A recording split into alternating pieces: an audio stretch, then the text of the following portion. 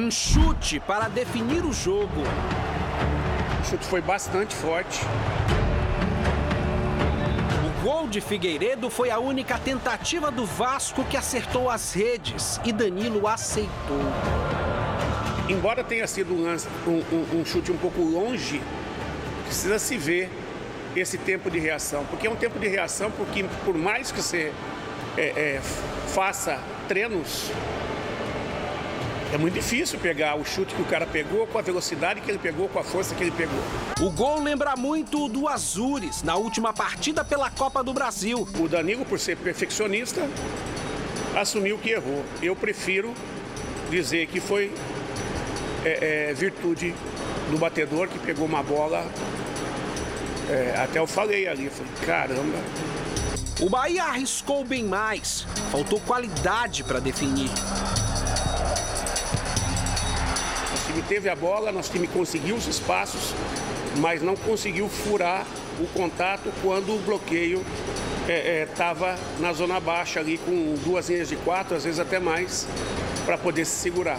Em 20 minutos, o time de Guto já tinha chutado 6 vezes, mas com pouco perigo. Depois desse gol de Figueiredo, o primeiro dele como profissional, o Bahia não se desorganizou, seguiu melhor do que o Vasco. Eu dou muito mais mérito pro sistema defensivo do Vasco ali, né? No segundo tempo, o roteiro se repetiu. O tricolor tentava mais, só que faltava inspiração. E o tempo foi passando e nada de gol. Nós tentamos, fizemos alterações, fizemos mudanças, tentamos aqui, tentamos ali. E aí vem o sistema defensivo do Vasco, que conseguiu, de alguma maneira, fazer com que a gente não alcançasse o nosso gol. A derrota tirou o time baiano da liderança. O Bahia agora é o 3º colocado na tabela da Série A. Todo mundo vai cair. O Vasco é o único invicto, mas o Vasco dificilmente vai terminar o campeonato invicto. Vai cair. A força de quem vai chegar é quem tiver a capacidade de se levantar forte, né? Então nós temos que olhar para frente. Nós não vamos terminar fora da zona de classificação, né? E nós vencemos um concorrente direto em casa e perdemos para um concorrente direto fora.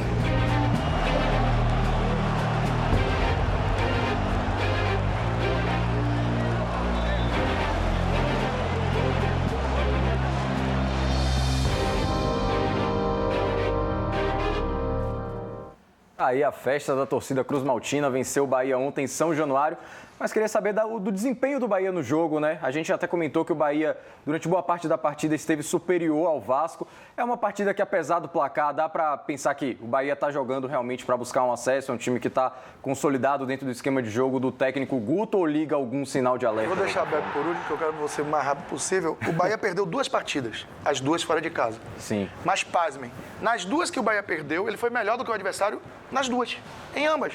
O Bahia foi superior ao Ituano, perdeu. O Bahia foi superior ao Vasco. E o Vasco foi até mais gritante do que o Ituano. E aí, quando você compara a dimensão dos 2 clubes, você não imaginaria, Beto, que o Bahia dominaria tanto ao ponto de ter 60% de posse de bola dentro de São Januário. Que não é característica do Guto. Não é imaginável isso, sabendo nós todos das características que o Guto impõe às suas equipes. Então, assim, Bahia perde para o Ituano, jogando bem. Bahia perde para o Vasco, jogando bem. Prefiro que faça contra o Sampaio. Não jogue pedra em santo, erre mesmo de coisa e bote 1 na casinha e ganhe 1-0. Então, essa encruzilhada que o torcedor tem que viver. Eu quero meu time jogando bem. Eu disse até outro dia aqui com o Nelsinho, Beto.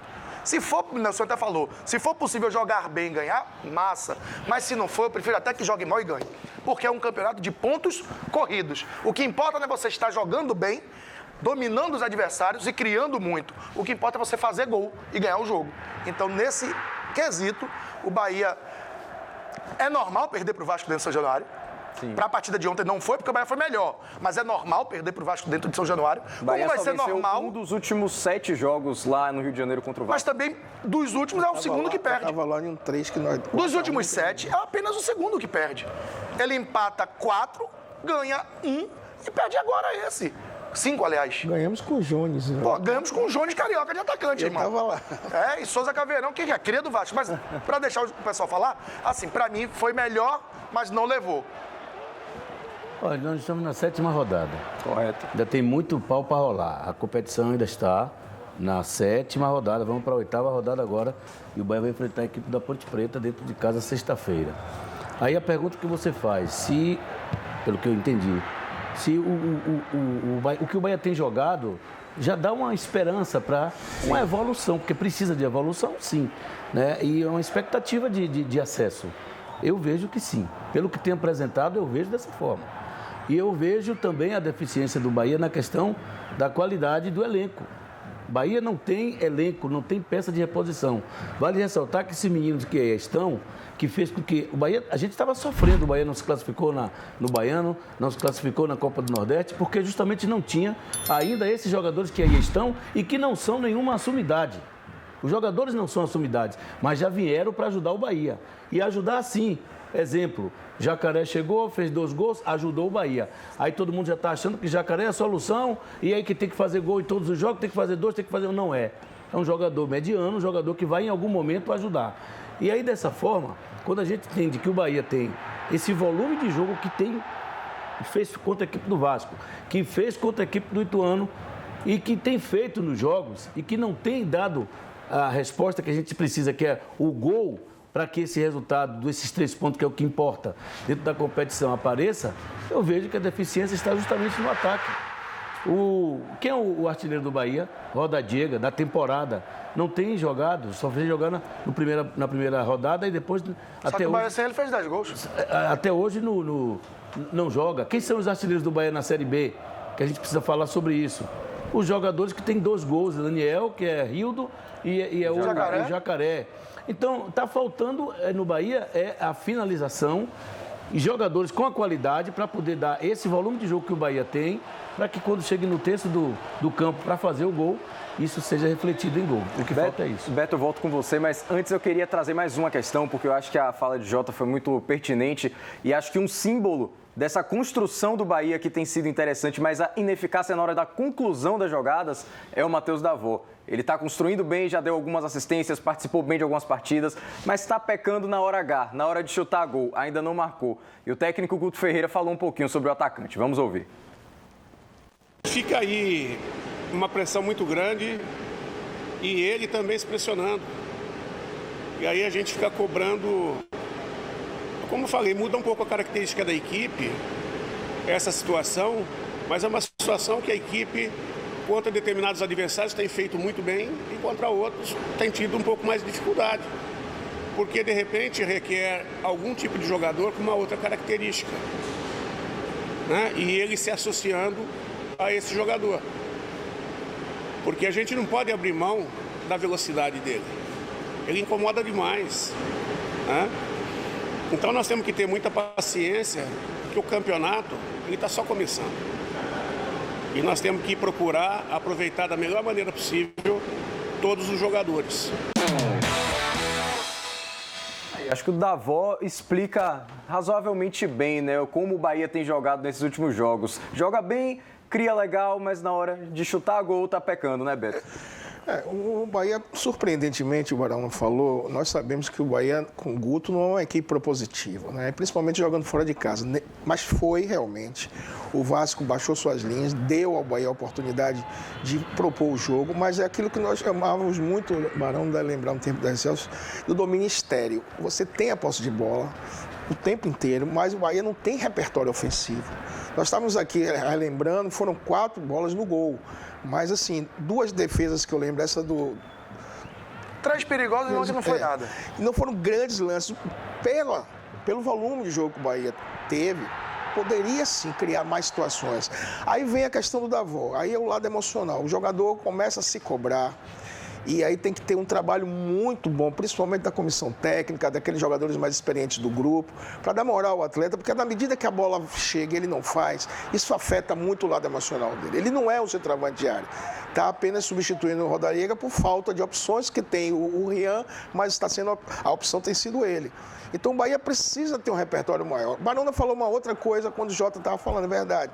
Se você for para os números, o Bahia hoje é um dos ataques mais positivos da Série B. Não é o positivo. É o mais positivo. É o mais 9 positivo. gols, né? E ainda assim, ainda é a melhor defesa. Exatamente. Tá entre as duas. Mas precisa saber aproveitar como aconteceu contra o Londrina. Se o Bahia não soubesse aproveitar aquelas bolas iniciais, talvez o resultado fosse outro. Então, o Bahia precisa ser mais efetivo nas conclusões da jogada e ter um repertório maior, porque às vezes, quando baixam as linhas, o Bahia fica com dificuldade. Falou-se do Jacaré. O Jacaré é um jogador, definiu ele, voluntarioso. Mas não é aquele jogador quebra-linhas de qualidade técnica elevada. O Bahia precisa ter essas opções. O Rian é um garoto de área. Se não houver um assessoramento, ele passa desapercebido. Quando aconteceu da falha do goleiro no jogo do Azul, ele estava lá. Porque ele é um homem efetivamente de área, não é um jogador de mobilidade. Ele é centroavante. Ele é um centroavante, mas precisa de bons cruzamentos, de chegada dos meias e jogadas trabalhadas para ele definir. Então o Bahia precisa melhorar nesse aspecto. Mas ainda assim está garantido entre os 4 e tem a oportunidade de reverter isso agora contra a Ponte Preta. E um campeonato de pontos gol de corridos, Marcelo Rian aí, você trabalha com projeções, tá? O Beto trabalhou muito tempo no futebol, sabe? Você faz projeção de 3 partidas, 5 partidas, 7, grupo de 10, tá. Se a gente imaginar que a cada final, vamos imaginar que fechamos ontem um ciclo de 7 jogos. Se a cada ciclo, e o Bahia tem 5 ciclos, para dar 35 com 3 de sobra, como a gente gosta de falar aqui na Bahia, 3 de quebra. 5 ciclos de 13 pontos são 65 pontos, gente. É briga por acesso. Então, assim, primeiro ponto, equilíbrio, tanto da gente analista quanto do torcedor. Claro que torcedor é muito mais difícil, porque o torcedor é só paixão. É passional, né? É passional demais, tá certo, tá na razão dele. Mas, dando a luz ao torcedor, esses 5 ciclos de 13 pontos, 5 ciclos de 7 jogos com 13 pontos, são 65 pontos, tá? E é número de acesso. Você aí tem 3 jogos para decidir sua vida. Se é só acesso, se é acesso campeão, você decide sua vida. Ah, Barahona, tem que se contentar com isso? Não é isso que eu estou dizendo. A gente está dizendo que, como o Jota falou, que o Bahia está em um caminho de acesso. Correto. E a gente tem que entender isso. Agora, todo time, independente de estar no caminho do acesso ou não, precisa de correções.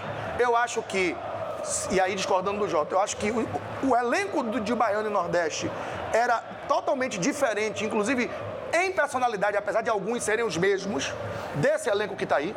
O Djalma que entra e joga hoje não é o Djalma que estava entrando no Campeonato Baiano e no Nordeste. Né? O Marco Antônio do Campeonato Brasileiro não é o Marco Antônio que estava jogando no Baiano e no Nordeste.